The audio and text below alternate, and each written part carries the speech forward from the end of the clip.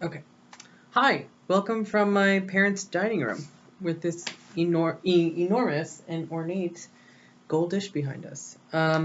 What we're going to do today, I'll just talk like I usually do, how I usually lecture, where I have the book in front of me and then I'll just go page by page and you can follow along that way. It should be pretty standard. The only thing that will be kind of different is that I'll go a little faster because there's not a lot to cover. Or there is a lot to cover, but I've chosen a few particular things. And there won't be much time for question and answer. There's not going to be the same kind of repertoire that we have in class. Okay, so today we're going to talk especially about the black body, the black female body in particular, and what it did and how it functioned in the slave society and how it functions in the post-slave era, especially with Dana's missing arm. And we'll talk some more about some other stuff. So, we finished the book. It is not too terribly happy.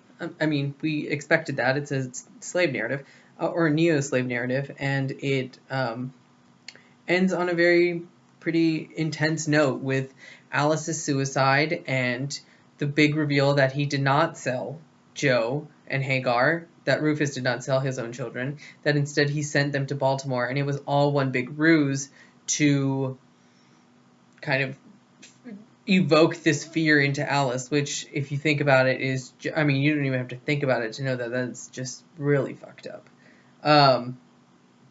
So if we turn to page 242, we'll start to see some of how this black bodies, or how black bodies are working, and how black female bodies in particular are used for a particular thing. So on 242, it's Kevin says, this is at the bottom of the page, he says, he was silent for several seconds. Then he says, she might be sold with her children if they're young, but I doubt that anyone would bother to keep her and her husband together. Someone would buy her and breed her to a new man. It is breeding, you know. Yes, so you see, my decision isn't as easy as you thought. So here we get this idea of kindred working again, but it's a very skewed, perverted sense of what kindred is. Instead of creating children in the traditional way, what happens to the black female body is that it is used to procreate more slaves. It is accruing, the black female body is used to create more and more slaves and to advance the slavery project through corporeal means, right? So not only is slavery the selling and buying and the subjugation of a black body, but it also becomes this project in which we can maintain our own wealth through a particular technology, if we want to use the body as technology. So this idea of kindred through breeding is in peril. Breeding disassociates the entire idea of a family in this way that makes it impersonal. Instead of it being a mother, it is now seen as a breeding machine in some ways. And remember that slaves were not seen as human; they were seen as non-humans, non-citizens, and white people thought they could control. And they certainly did. They controlled the black body, especially the female body, in these ways that ensured the accumulation of more slaves. And we see this with Rufus when he is selling and buying slaves, right? This is a traditional practice by this point. It is a thing that most slave owners did in order to ensure that they had more young, able slaves. Because as we talked about in class, the more slaves you have, the more money you essentially have. So the next page on 243, we start to see this tension between Kevin and Dana really come to the fore as things come to a head. As the climax comes, one of the elements that really makes this book intense at the end is Kevin and Dana's relationship. And on 243, right under the second chapter, Dana says, we had 15 days together this time. I marked them off as on the calendar, June 19th through July 3rd. With some kind of reverse symbolism, Rufus called me back on July 4th. So here we have, again, the 200-year anniversary of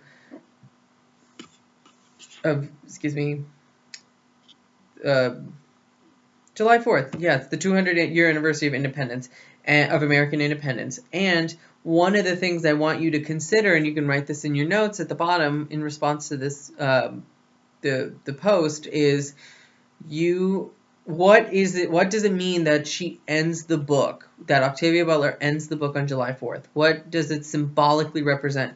Dana calls it some reverse symbolism.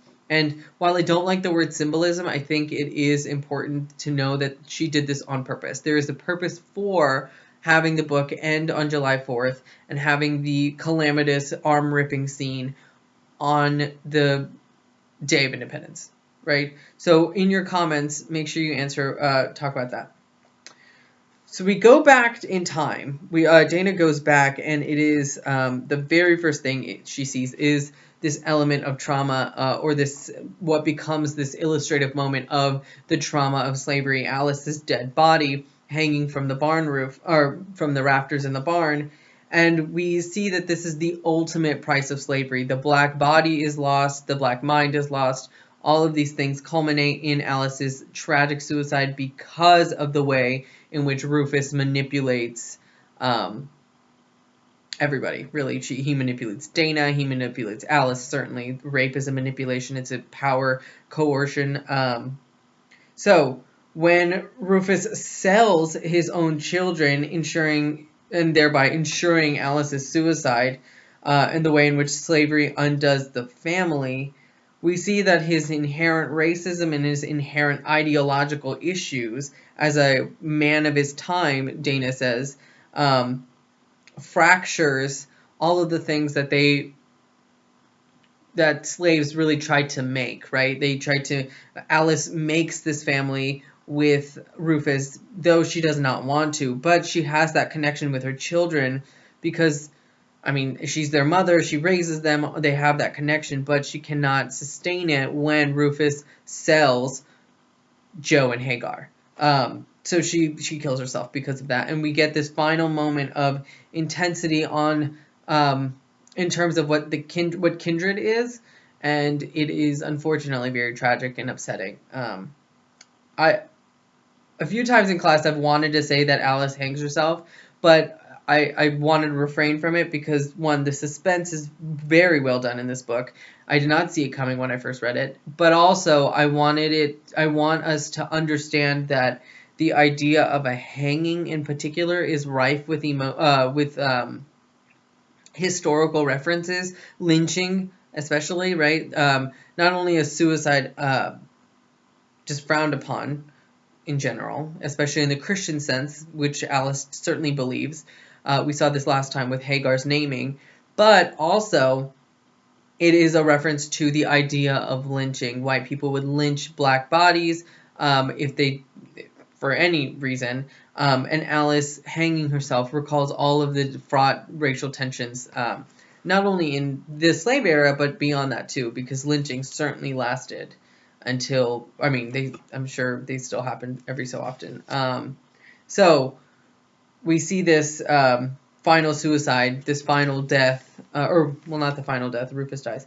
But we see this final moment with Alice as something that is tragic, and she is ultimately the largest victim of all the things, right? She becomes the person who we must feel bad for the most. So yeah, Alice's character arc ends pretty sharply. We see her achieve this wonderful arc in which she feels finally better. She gets attacked by dogs, recovers from that, but then she cannot recover from the trauma of losing her children.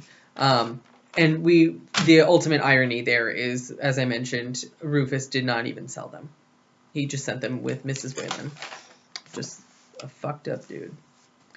Page 251.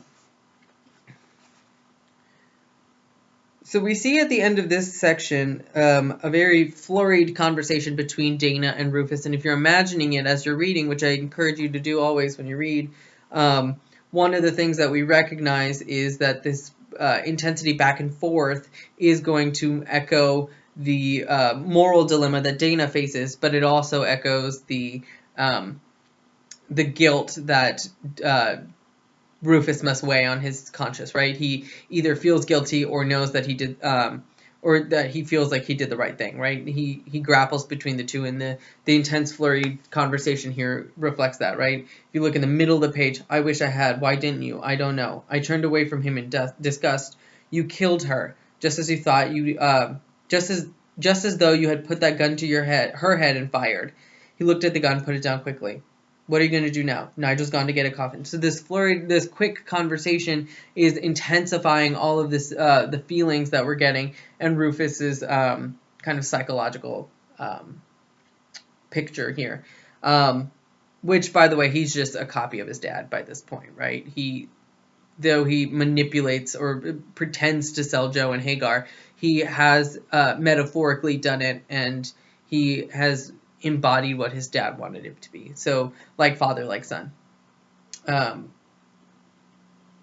think it's important to recognize the manipulative behavior, too, here, where he pretends to sell them. And I think it recalls or shows his psychology. He's afraid of being alone, so profoundly afraid of being alone, that the way he reacts is to engage further with his ideology and kind of really step into that I am a slave master, I am a man of my times attitude that he sometimes showed, but sometimes also didn't. Now he's fully showing that with the final death. And I think it's important to know that Rufus calls Dana back. Like, she returns because he is so grief-stricken that he is about to die. Like, he is heartbroken in this way that it feels like death, so she comes back.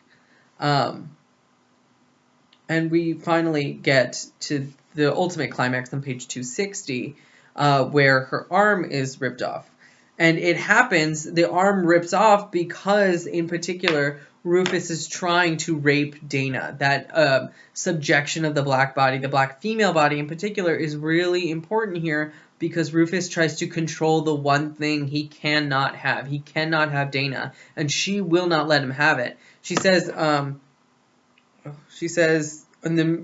towards the top of 260, the second full paragraph, I could feel the knife in my hands, still slippery with perspiration. A slave was a slave. Anything could be done to her, and Rufus was Rufus, erratic, alternately generous and vicious. I could accept him as my ancestor, my younger brother, my friend, but not as my master and not as my lover. He had understood that once. I twisted sharply, broke away from him. He caught me trying not to hurt me. I was aware of him trying not to hurt me, even as I raised the knife and even as I sank it into his side. So we're seeing still, and this is what's really frustrating about Dana, she still tries to see the good in Rufus, and I think that's part of her maternal aspect that we talked about. And she does have that emotional connection with Rufus, trying to routinely save his life is a lot. And she says, I could accept him as my friend, my brother, my younger brother, and have this kindred relationship, but I will not allow the kindred to be determined as a relationship between friendship and, or between master and slave.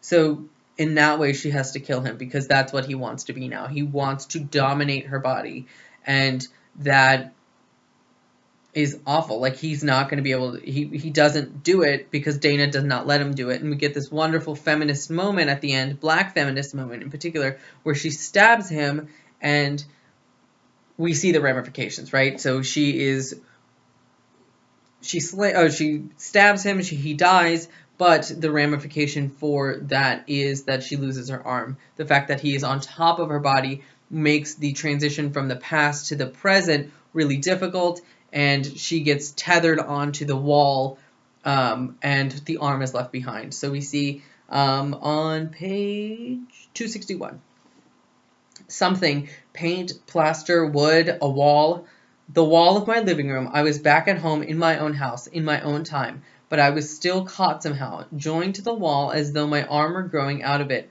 or growing into it. That distinction, I think, is really important. Is it coming out, or is it going in?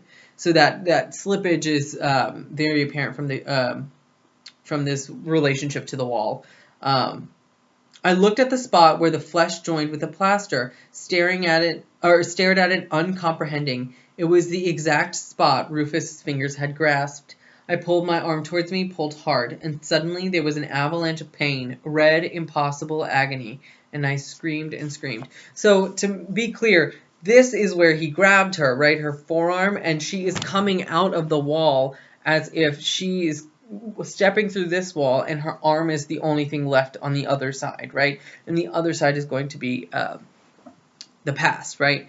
So, that's how she loses her arm, and we realize that the ultimate price for all of this, the however long, when was the first day that they go? She ends on July 4th, and the first day she goes is June 9th. So almost a month in regular time, years and years, and about 25 years in the past, right? So we realize that the ultimate price, the sacrifice for this is to lose a part of yourself, right?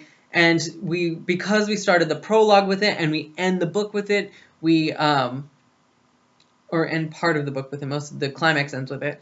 It is bookended by this ultimate trauma, and I think it's important for us to grapple with this a little bit.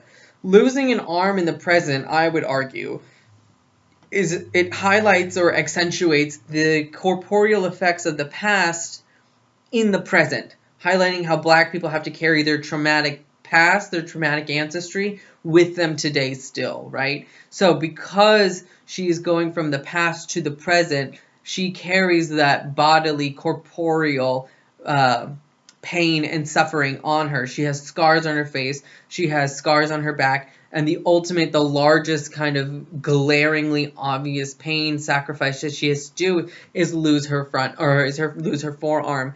And in losing that, I'll clarify this. In losing that, what Butler does is she shows that Black people today in the contemporary era still harbor a lot of the residual trauma of slavery, either through corporeal, through their bodies. There's a high blood pressure rate with African Americans. There's an increased chance of all different kinds of diseases, and many scholars have attributed that increase, that high rate, to the slave era. That trauma, that generational trauma, that ancestral trauma that they had to deal with is carried through corporeally in different ways, right? For Dana, it's going to be the loss of an arm. That ghost is always going to be there haunting her. Kevin, interestingly, does not suffer from very much except that he looks older, right? He does not have to carry the burden of a physical alteration. He has to carry instead the trauma of experiencing it as somebody from the outside. He sees what it's like to be a Black person, though he does not experience it. Seeing and experiencing are very different. He sees what they go through and carries that weight with him, though he does not experience it. And experience and witnessing are very different, right? Dana experiences it, he sees it. So the conflation or the tension between experience and witnessing is evident through these two protagonists. And if you look at the end section, 264, they both end, the novel ends with this questioning of what now? Like, what are we supposed to do? How do we navigate our new lives as this? And particularly Dana has to navigate certainly much more than Kevin does. Kevin has started to acclimate, he drives again, he has friends again. Dana, though, is still kind of struggling. So on the 264 at the middle page, I touched the scar Tom Whaling's boot had left on my face, touched my empty left sleeve. I know, I repeated. Why did I even want to come here? You'd think I would have had enough in the past. So they go back to Maryland, they fly to Maryland and try to piece together all of these things, and she's touching her face and her arm as remembrances of, okay, I literally experienced it. This is now history. Where is the difference? Like, why am I coming to see the history if I experienced it in the past? And Kevin, I think this is the smartest thing he says throughout the book. You probably needed to come for the same reason I did, he shrugged. To try to understand, to touch solid evidence that these people existed, that those people existed, Tom and all of them. To reassure that you're sane. I look back at the brick building of the Historical Society, itself a converted early mansion. If we told anybody about this, anyone at all, they wouldn't think we're so sane. We are, he said, and now that the boy's dead, we have some chance of staying that way. So the novel ends with a kind of hopeful, I would argue hopeful, message of, okay, we are done with that chapter of our lives. We have experienced, Dana's experienced it, Kevin has witnessed it, and we can move forward that way. Though the ramifications, of course, as I said, are still there. Her arm is not going to be back. She is always going to have the scar.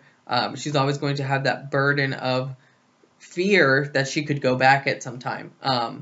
Though less so, because we realize that it's contingent upon Rufus, and he's dead. And we know that it worked out, because she's still alive at the end. Hagar, wherever she goes, it works out. Though she's still enslaved, Margaret Whalen probably took her under her wing, and we can assume that things played out okay, because Dana's still alive. Everything works out.